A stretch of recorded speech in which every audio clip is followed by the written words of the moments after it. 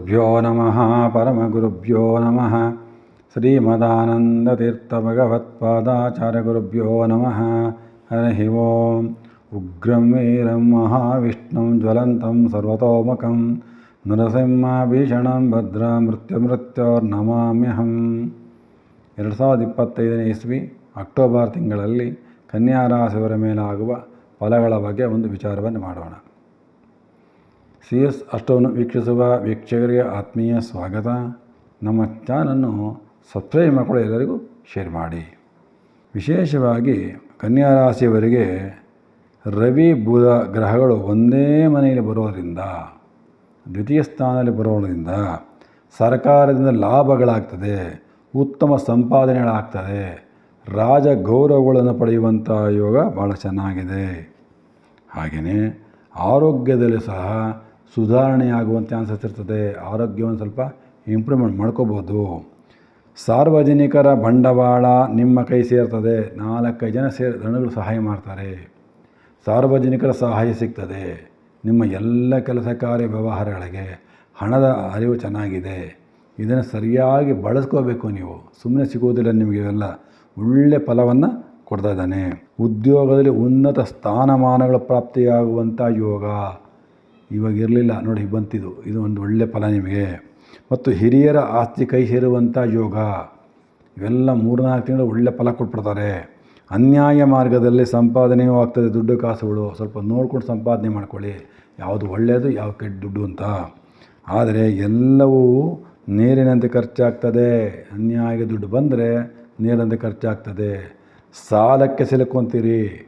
ಯಾವುದೋ ಕಾರಣಕ್ಕೂ ಮೋಸ ಮಾಡಿದ ದುಡ್ಡು ಯಾವತ್ತೂ ಉಳಿಯೋದಿಲ್ಲ. ಮತ್ತು ಇದರಿಂದ ಮುಂದೆ ನಿಮಗೆ ಕಷ್ಟಗಳು, ದರಿದ್ರಗಳು ಕೂಡ ಆಗ್ಬಿಡ್ತದೆ. ಹಾಗಾಗಿ ಅನ್ಯಾಯ ದುಡ್ಡಿಗೆ ಯಾವುದೇ ಕಾರಣಕ್ಕೂ ಹೋಗಬೇಡಿ. ಹಾಗೆ ಹೆಚ್ಚಾಗಿ ಧಾರ್ಮಿಕ ಹಾಗೂ ಸತ್ಕಾರ್ಯಗಳ ಮಾಡುವಂಥ ಕಡೆ ಗಮನವನ್ನು ಕೊಡಿ. ದೇವರು, ಧರ್ಮ, ಪೂಜೆ, ಜಪ ಎಲ್ಲಾದರೂ ಅಂಥ ಕಡೆ ಬೆಲೆ ಕೊಡಿ. ಅಂಥ ಕೆಲಸ ಕಾರ್ಯಗಳಲ್ಲಿ ನೀವು ತೊಡಗಿಸಿಕೊಳ್ಳಿ, ಭಾಳ ಒಳ್ಳೆಯದಾಗ್ತದೆ. ಭೂಮಿ, ಮನೆ, ಪತ್ರ ವ್ಯವಹಾರಗಳಲ್ಲಿ ಧನ ಹಾನಿಗಳಾಗುವಂಥ ಚಾನ್ಸ್ ಇರ್ತದೆ. ಕೊಟ್ಟ ಹಣ ವಾಪಸ್ ಬರೋದಿಲ್ಲ, ಏನೋ ಮೋಸ ಹೋಗ್ತದೆ.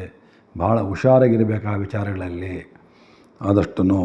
ಮತ್ತು ಸ್ವಲ್ಪ ವಿಚಾರವಾಗಿ ಕೋಪ ತಾಪಗಳನ್ನು ಕಡಿಮೆ ಮಾಡ್ಕೋಬೇಕಾಗ್ತದೆ. ಹೊರಟು ಮಾತಾಡೋಕ್ಕೆ ಹೋಗಬಾರ್ದು, ನಾನೇ ಸರಿಯಂತ ಹೋಗಬಾರ್ದು. ಕಾರಣ ಆ ಪವರ್ ಆಗಿದೆ ನಿಮಗೆ. 7ನೇ ಮನೆ ಶನಿಯ ದೃಷ್ಟಿ ಮತ್ತು ದ್ವಿತೀಯಲ್ಲಿ ರವಿ ನೀಚನಾಗಿರೋದ್ರಿಂದ ಮಾತಿನಲ್ಲಿ ವಿನಯ ಇರೋದಿಲ್ಲ. ಸ್ವಲ್ಪ ವಿನಯದಿಂದ ದೊಡ್ಡ ವ್ಯಕ್ತಿಗಳ ಹತ್ರಕ್ಕೆ, ಗುರು ಹಿರಿಯರ ಹತ್ರಕ್ಕೆ, ತಾಯಿ ತಂದೆಗಳ ಹತ್ರಕ್ಕೆ ಭಾಳ ಕೇರ್ಫುಲ್ಲಾಗಿ ಮಾತಾಡ್ಕೋಬೇಕು. ಕೋಪದಿಂದ ಮಾತಾಡೋಕ್ಕೆ ಹೋಗಬಾರ್ದು. ದುಡುಕಿನ ಸ್ವಭಾವವನ್ನು ಮಾಡ್ತೀರಿ. ಆತುರ ಸ್ವಭಾವ ನಮ್ಮನ್ನು ಬಿಡಬೇಕಾಗ್ತದೆ. ಆತುರ ಬಿದ್ದು ಯಾವ ಕೆಲಸ ಮಾಡೋಕ್ಕೆ ಹೋಗಬಾರ್ದು. ಮನೆಯಲ್ಲಿ ಅಂದರೆ ಕುಟುಂಬದಲ್ಲಿ ಜಗಳಗಳು, ಮನಸ್ತಾಪಗಳನ್ನು ಯಾವುದೇ ಕಾರಣಕ್ಕೂ ಮಾಡ್ಕೊಳ್ಳೋಕ್ಕೆ ಹೋಗಬೇಡಿ. ಚಾನ್ಸ್ ಜಾಸ್ತಿ ಇದೆ. ಆದಷ್ಟು ಶಾಂತತೆಯನ್ನು ಕಾಪಾಡಿಕೊಂಡ್ರೆ ಅದನ್ನು ಸರಿ ಮಾಡ್ಕೋಬೋದು. ಎಷ್ಟು ಸಮಾಧಾನ ಸಿಗುತ್ತೋ ಅಷ್ಟು ಸಮಾಧಾನವಾಗಿರ್ರಿ. ಯಾವುದೇ ಕಾರಣಕ್ಕೂ ರಫ್ ಮಾಡ್ಕೊಳ್ಳೋಕೆ ಹೋಗಬೇಡಿ. ಮತ್ತು ಆಸ್ತಿನ ಸಂಪಾದನೆ ಮಾಡುವಂಥ ಎಷ್ಟು ಬೇಕೋ ನಿಮ್ಗೆ ಅಷ್ಟು ಸಿಗುತ್ತೆ. ದೇವ್ರು ಕೊಡ್ತಾನೆ ಆಸ್ತಿ. ಯಾವುದೇ ಕಾರಣಕ್ಕೆ ಅದರಿಂದ ತೊಂದರೆ ಇಲ್ಲ. ಬರಬೇಕಾದ ಆಸ್ತಿ ಬಂದೇ ಬರ್ತದೆ. ಅದು ಅನುಕೂಲ ಚೆನ್ನಾಗಿದೆ. ಉದ್ಯೋಗದಲ್ಲಿ ನೀವೇನು ಕಷ್ಟ ಬಿದ್ದು ಉದ್ಯೋಗ ಮಾಡ್ತಾಯಿದ್ದೀರಿ, ನೌಕರಿಗಳು ಮಾಡ್ತಾಯಿದ್ದೀರಿ, ಅಂಥವರಿಗೆ ಬಡ್ತಿಗಳಾಗುವಂಥ ಚಾನ್ಸಸ್ ಭಾಳ ಚೆನ್ನಾಗಿದೆ. ಅದು ಒಳ್ಳೆಯ ಫಲವನ್ನು ಕೊಡ್ತಾನೆ.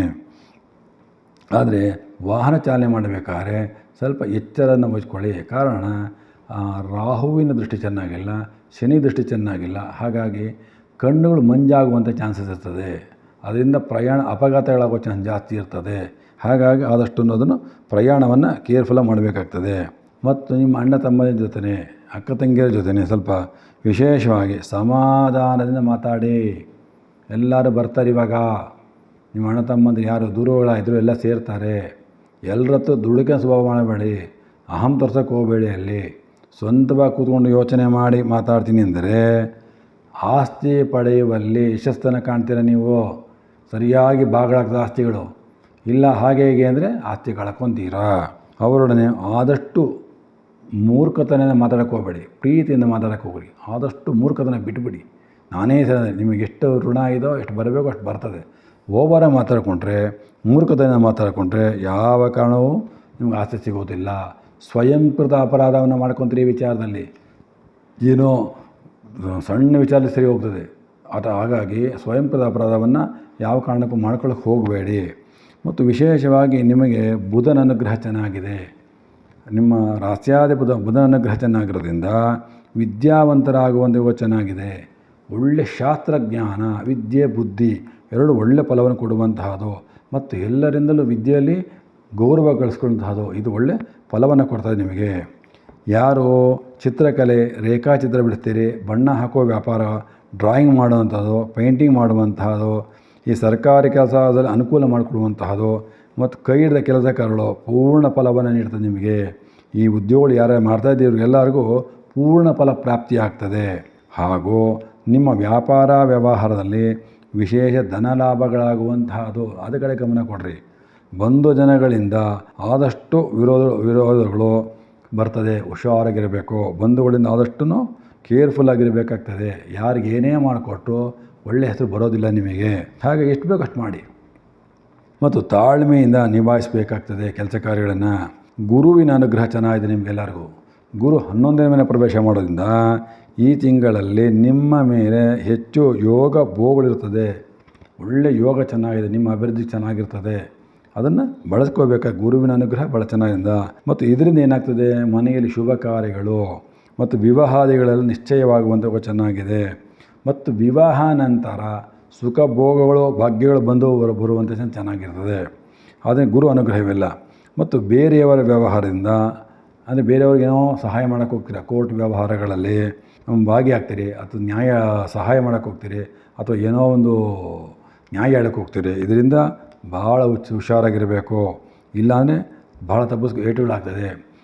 ಎಚ್ಚರಿಂದ ಇರಬೇಕು. ಆದಷ್ಟು ತಪ್ಪಿಸ್ಕೊಂಡೇ ಬಿಡಿ, ಬೇಡ ನಮ್ಗೆ ಆ ವ್ಯವಹಾರ, ಆ ಕೋರ್ಟ್ ವ್ಯವಹಾರ ಬೇರೆ ಒಬ್ಬಂದು ಜೊತೆ ಹೋಗೋದೇ ಬೇಡ.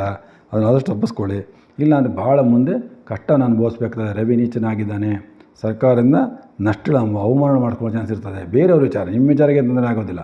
ಬೇರೆ ಯಾರಿಗೋ ಮಾಡೋಕ್ಕೆ ಹೋಗ್ತೀರಾ, ಸಹಾಯ ಮಾಡೋಕ್ಕೆ ಹೋಗ್ತೀರಾ, ಏನೋ ಒಂದು ಹೇಳಕ್ಕೆ ಹೋಗ್ತೀರಾ, ಅದು ತೊಂದರೆಗಳು ಸಿಗಾಕೊಂತೀರಿ.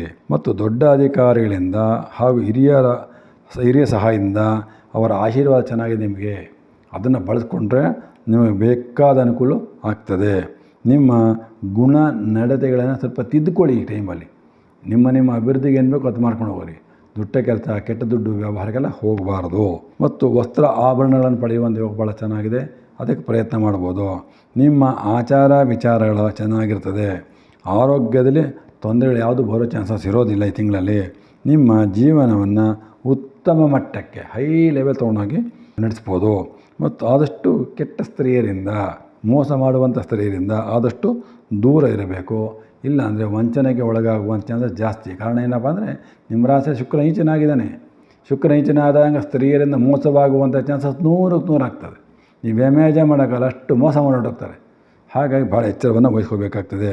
ವಿಶೇಷವಾಗಿ ಅನ್ಯಾಯ ಮಾರ್ಗದಲ್ಲಿ ಹಣವನ್ನು ವ್ಯಯ ಮಾಡ್ತೀರಿ. ದುಷ್ಟ ಕಾರ್ಯಗಳಿಗೆ, ದುಷ್ಟ ವ್ಯವಹಾರಗಳಿಗೆ, ದುಷ್ಟ ಸ್ನೇಹಿತರಿಗೆ, ದುಷ್ಟ ಸ್ತ್ರೀಯರಿಗೆ ಸಹಾಯವನ್ನು ಮಾಡಿ ಕೆಟ್ಟ ಹೆಸರನ್ನು ತೊಗೊಂಡ್ಬಿಡ್ತೀರಿ. ಅದು ಬೇಡ, ಅವಶ್ಯಕತೆ ಇಲ್ಲ, ಅದು ಬಿಟ್ಟು ಬಿಡಿ, ನಿಮ್ಮ ಉಪಯೋಗ ಇಲ್ಲ. ಗುರು ಚೆನ್ನಾಗಿದ್ದಾನೆ. ಆದ್ದರಿಂದ ನಿಮ್ಮ ಶುಭ ಕಾರ್ಯಗಳಿಗೆ, ನಿಮ್ಮ ಅಭಿವೃದ್ಧಿಗೆ, ನಿಮ್ಮ ವ್ಯಾಪಾರ, ನಿಮ್ಮ ಕುಟುಂಬ, ನಿಮ್ಮ ಮಕ್ಕಳ ವಿಚಾರಕ್ಕೆ ಏನು ಬೇಕೋ ಆ ವಿಚಾರ ಮಾಡ್ತಾ ಹೋಗಿ. ದುಷ್ಟ ಕಾರ್ಯಗಳಿಗೆ, ಅನ್ಯಾಯ ದುಡ್ಡುಗಳಿಗೆ ಯಾವುದೇ ಕಾರಣಕ್ಕೂ ಕೈ ಒಡ್ಡಬಾರ್ದು.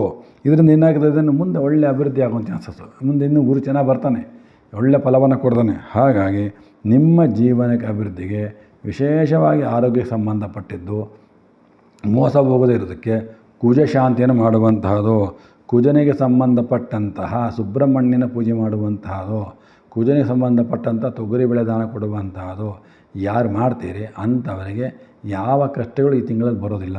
ಹಾಗಾಗಿ ಕನ್ಯಾ ರಾಶಿಯವರು ಈ ತಿಂಗಳು ಭಾಳ ಶುಭ ಫಲವನ್ನು ನೀವು ನಿರೀಕ್ಷಣೆ ಮಾಡ್ಬೋದು. ನಮಸ್ಕಾರಗಳು.